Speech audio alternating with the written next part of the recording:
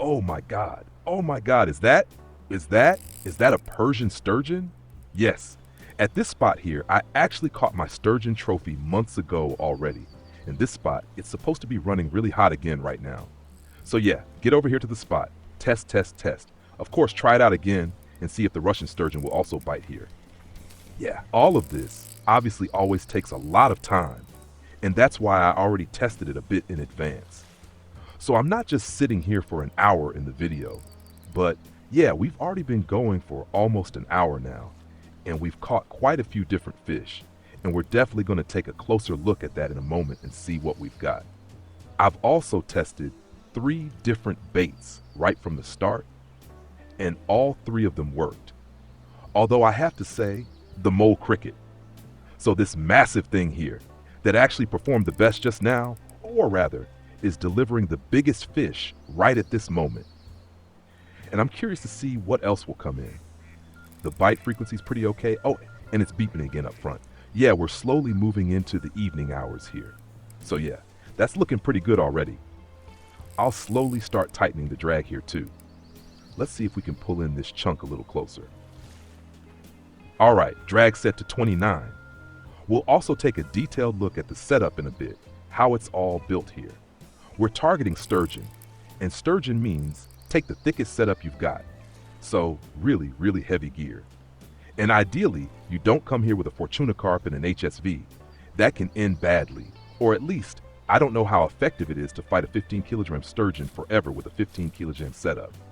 So yeah, I don't think that's really efficient. When you need forever for a normally sized sturgeon, better to wait for the big setups and then go for sturgeon. And before that, just do something else.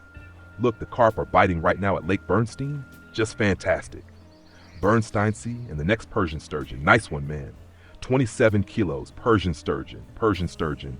Just the most beautiful sturgeon for me. The most beautiful sturgeon. Absolutely sensational. The color, that bluish gray, super nice. I'm a huge fan of that. That one can absolutely show up as a trophy sometime. Persian sturgeon, man, fantastic. Yeah, 27 kilograms, the second Persian sturgeon here. And quickly release again. Wait, that direction, bam. Yeah, exactly. Loosen the drag again a bit, and now first pull in this second fish here. So now you can already see the next bait here, the open mussel. And as a third version, I've also got the closed mussel. So river mussel and zebra mussel, and all of these baits are working here. But they're also delivering slightly different fish. And we'll take a closer look at the catcher in a second and what they brought in. So come on now, get over here. That one's got a slightly yellowish tone, so that's probably going to be a Russian sturgeon again. All right, let's just pull him in a bit here. Yep, the Russian sturgeon. There he is. Not bad either. We'll gladly take him as well. But, well, I've already got that one as a trophy, right?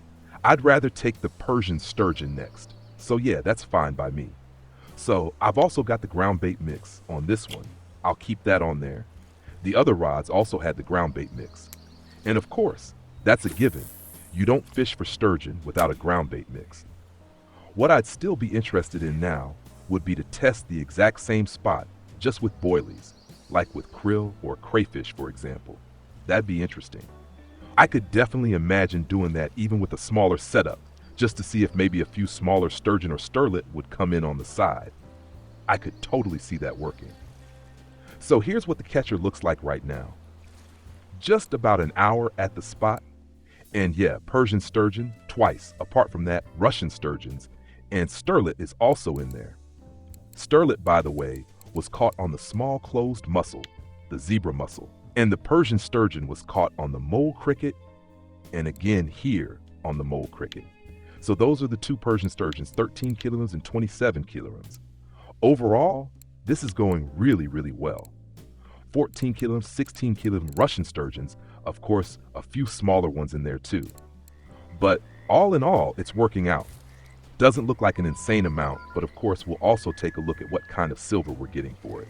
But before that, let's check out our setup and the ground bait mix again. And where we're standing here, yeah, also obvious if you haven't seen it yet, my setup right now looks like this. Totally maxed out, big fat setup with the massive 30,000 Turian. It's got the huge advantage, not just tons of drag power, but also a lot of torque in case I want to lock the drag completely. I'm using 77 kilo nylon line right now. That's the saltwater stuff, so you've got solid stretch. The fish can charge in a bit, shake its head, and so on. And I've still got 200 meters of line on the spool. That's why this setup is so sexy right now.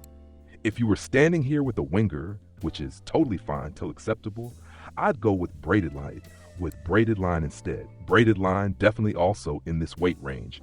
And then combine that with the winger and hit the spot for sturgeon fishing. That'll work fine. You'll have enough line capacity with braid.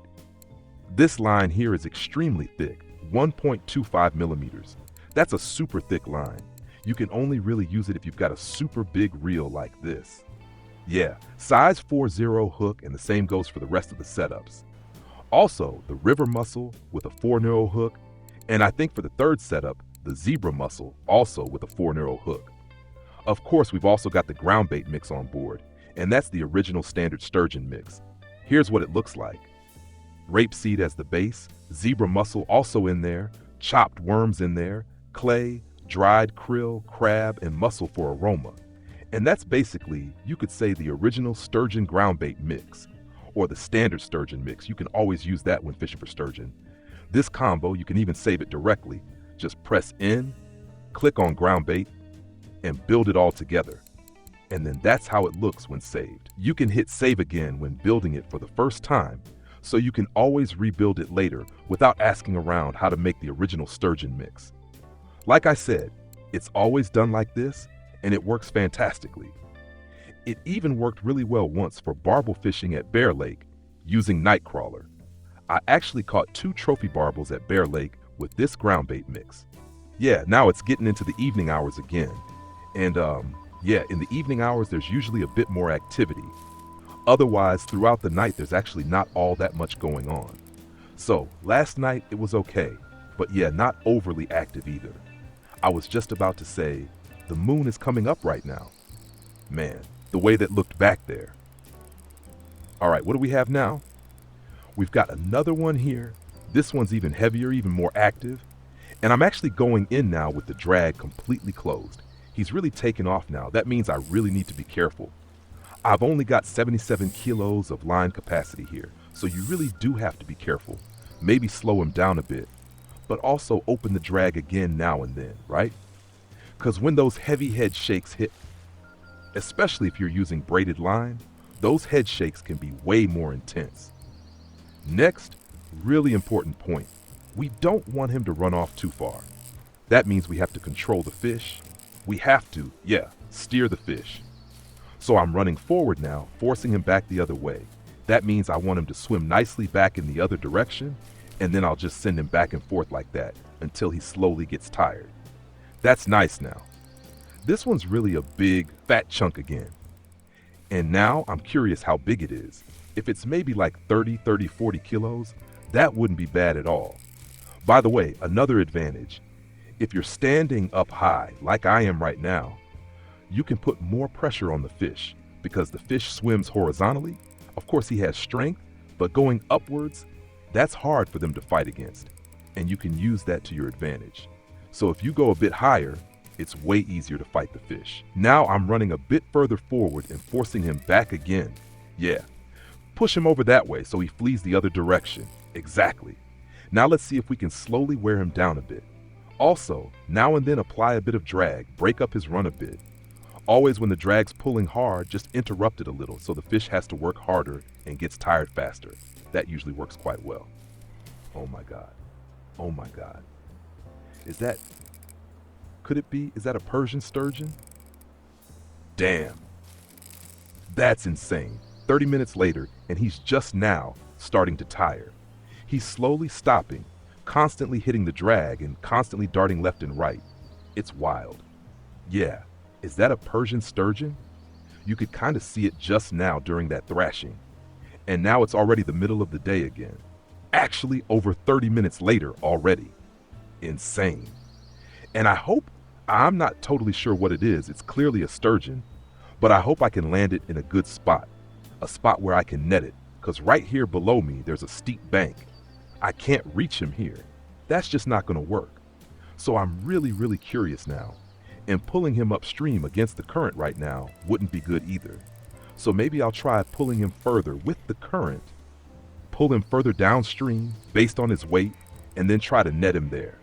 Wow, there's really not much line left to reel in. He's already pretty close, but he can still tear off fast with just a head shake. Always try to keep steady pressure. And I'm trying to pull him in a little bit at a time with small movements, gently inching him in, then reeling again. Right now it's actually working pretty well like that, pulling him in bit by bit, and you can see how the line tension eases up slightly. And as soon as the tension drops again, quickly reel in. All right, now tension's back up, now it drops again, quickly reel again. Nice. We're slowly getting into the zone here, but I still can't get down there, you know? That means now I really have to find a spot, yeah, over there, where I can get down, where I can run to the water. Oh my God. Is that a Persian sturgeon or a Russian sturgeon? I think it's a Persian. I don't think I can reach it there, right? Nope, I can't reach him there. Now we need to pull him in nice and slowly. Yep, let him take one more lap, and then slowly pull him back again. What's the time say? Crazy. Nearly 40 minutes. Come on, get over here, holy crap, man, the way that took off. 69 kilogram Persian sturgeon. Whoa, insane thing. Insane fish. Unreal. Yeah, not bad. I'll definitely take that one. Now let's quickly check the other rods. They've been beeping this whole time too. Something small here. Man. On muscle. And what do we have here? Here there's nothing on the line. So that's already looking good. Now let's go straight away and sell the whole thing. See what it's all worth. Actually, before we head to the fish market, let's check the map real quick. Where am I? So right here, this exact spot, coordinates E5, and then from here, cast toward that piece of wood, that tree there, or between those two reflections in the water. That's where I cast exactly where the cursor is now, at 17 meters clip. And everything else, well, you just saw it. Man. But I've had enough now, I'll tell you that. That was a serious fight. 69 kilograms, Persian sturgeon. Very cool. Yeah, nothing in the cafe, and that's what it looks like now. The Persian sturgeon gives me about 400 silver. That's nice. I'll gladly take that. Let's sort by price real quick and total value. So, taking that one out, we've got 600 silver in 1 hour without that big fish. So that's actually, yeah, definitely worth doing. It was pretty chill overall. I mean, it's not like we caught a ton of fish here. 11 fish in an hour, normal sizes, so you can bring them in easily. And for that, 600 silver, totally fine. Definitely worth it. Still, there's always the chance that a big one hits. And then, well, you do need a solid setup and endurance for that really long fight. That's it for now. If you enjoyed it, thumbs up. Don't forget to subscribe to the channel. Really helps me out a lot. And then see you in the next video or the next live stream. Till then, tight lines.